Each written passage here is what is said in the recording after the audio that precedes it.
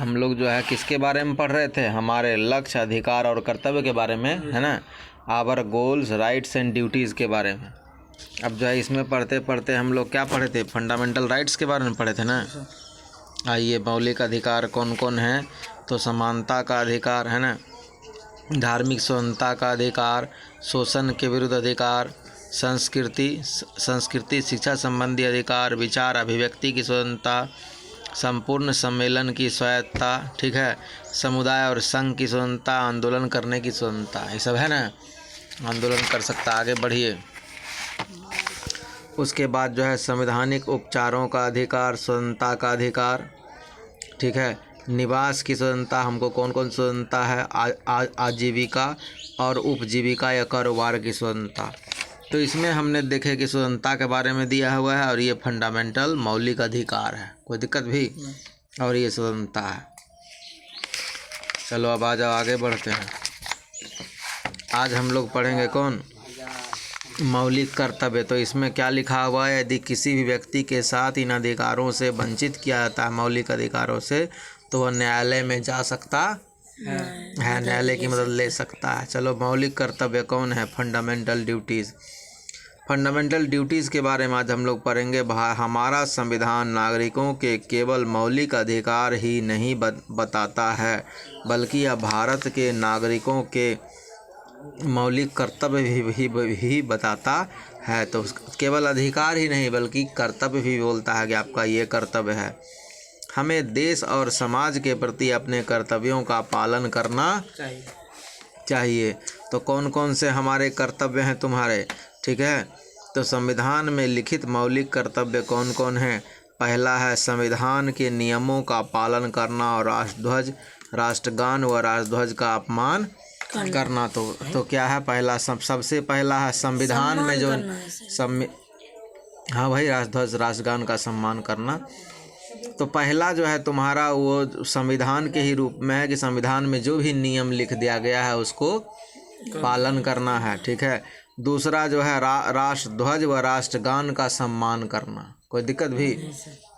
चलो अगला आ जाओ, खतरे के समय देश की रक्षा करना। यदि तुम किसी पर खतरा देख रहे हो तो तुमको अपने देश की रक्षा के लिए आगे हो जाना चाहिए। अगला है भारत के सभी लोगों में समरसता और समान भाईचारे की भावना विकसित करना, कि भारत में जितने भी लोग हैं उनमें जो है भाईचारा बना के रखना है, उनमें समरसता शांति बना के रखना है, कोई दिक्कत भी। इन्हें कि दो जात को लड़ा दिए, ठीक है, लोग करते हैं नेता पॉलिटिशियन कि दो जात को लड़ा के वोट लेते हैं, तो ऐसा काम नहीं करना चाहिए और भाईचारा को नहीं बिगाड़ना चाहिए।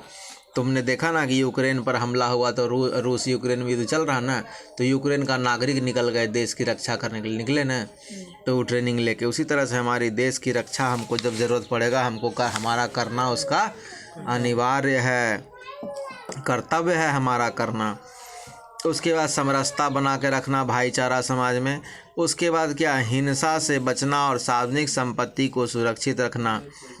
देखते हो ना अखबार टीवी में कि कोई भी विरोध करता है तो वो बस जलाना शुरू करता है ना, सरकारी संपत्ति को जलाना शुरू करता है, नहीं।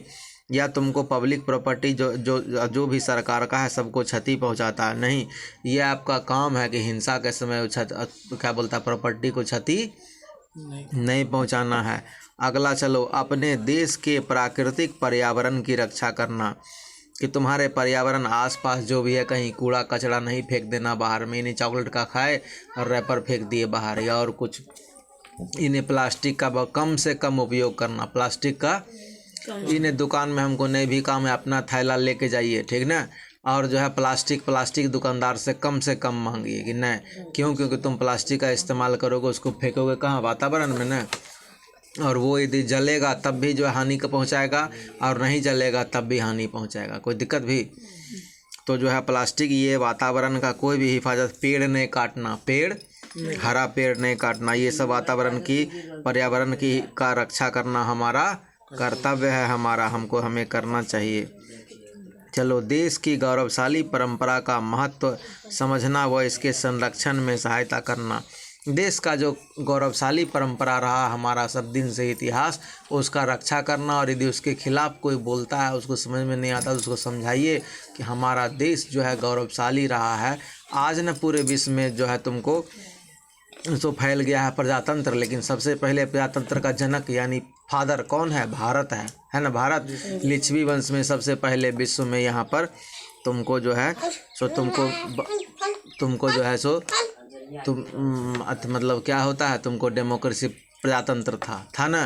तो इस तरह से हमारे और भी बहुत सारे गौरव के बात हैं, जो कि हमें जो है हमें उन पर गर्व रखना चाहिए और दूसरों को बताना भी चाहिए। चलो अगला, देश की एकता को बनाए रखने में सहायता करना। देश में एकता बनाए रखना, इन्हें कोई जात, कोई दो जात या कोई जो है सो दो राज्य इन्हें लड़ गए और फिर कहे ने हमको अलग देश कर दीजिए, नहीं। बात समझ रहे हो? तो इस तरह से जो है पूरे राष्ट्र में जो है एकता बना के रखना। अब चलो नीति निर्देशक सिद्धांत, डायरेक्टिव प्रिंसिपल्स। अब जो है नीति निर्देशक सिद्धांत क्या क्या हैं? हमारे संविधान में सरकार के पालन के लिए कुछ महत्वपूर्ण सिद्धांत दिए गए हैं। कौन कौन? ये नीति निर्देशक सिद्धांत कहलाते हैं। क्या कहलाते हैं?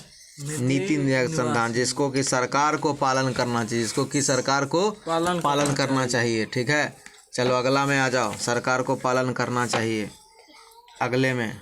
ठीक है, चलो इसमें जो है नीति निर्देशक सिद्धांत में कौन कौन आता है? सरकार को सभी नागरिकों के लिए अच्छे निवास स्थानों की व्यवस्था करनी चाहिए, कि सरकार को जो है सभी नागरिकों के लिए आवास बनाना है ना। जी सर। जो फुटपाथ पर हैं, रेडी वाले हैं, या जो अमीर नहीं है, उनके लिए भी आवास बनवाना है। कोई दिक्कत भी, जितने भी नागरिक हैं, चाहे गरीब हो या अमीर हो, सबको आवास चाहिए। अमीर को तो है ही, विशेष रूप से गरीब को ही देगा। इधर ध्यान दो। चलो, सरकार को 14 वर्ष तक के कम बच्चों को निःशुल्क और अनिवार्य शिक्षा प्रदान करनी चाहिए। तो सरकार को जो है 14 वर्ष से जो भी कम आयु के बच्चे हैं, उनको निःशुल्क शिक्षा, उनको कोई बिना पैसा लिए शिक्षा देना है। चलो, सरकार को सभी पुरुषों और महिलाओं को काम प्रदान करना चाहिए। अब काम का भी आ गया, पहले ये नहीं था ना। तो जितने भी लोग हैं दुनिया में, भारत में, उन सब को जो है तुमको पुरुष और महिलाओं को काम देना है। किसका काम है? सरकार का है। चलो, सभी लोगों को समान कार्य के लिए समान मजदूरी प्रदान करनी चाहिए।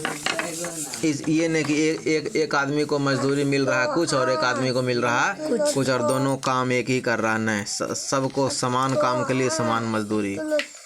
अब चलो, सरकार को यह निश्चित करनी चाहिए कि कोई भी व्यक्ति किसी का शोषण करके अमीर ना बन पाए, कि किसी का शोषण करके लोग रंगदारी मारता ना है। देखो, अतीक अहमद मारा गया ना अभी, तो जो है इस तरह से किसी का कोई शोषण नहीं हो। कितने लोगों को शोषित किया ना अतीक अहमद, कितने अभी टीवी में दिखाता ना है, कितने लोगों का ज़मीन जबरदस्ती हड़प लिया, मकान हड़प लिया, उसके लोगों को मार दिया, उसको किडनैप करके मारा पीटा, उससे रंगदारी मांगा, है ना, शोषण किया ना। तो शोषण करने से रोकना ही किसका काम है? सरकार का। किसका काम है? आज सरकार सजग हुई, बढ़िया योगी जी के नेतृत्व में सरकार आया, तो जो है उसको वो जो है किसी भी तरह मारा गया ना। तो ये किसकी उपलब्धि है? सरकार की उपलब्धि है। तो जो है इस तरह से क्राइम कंट्रोल, भारत में जितने भी जगह क्राइम कंट्रोल होगा, वो किसका काम है? सरकार का, कि क्राइम नहीं होना चाहिए।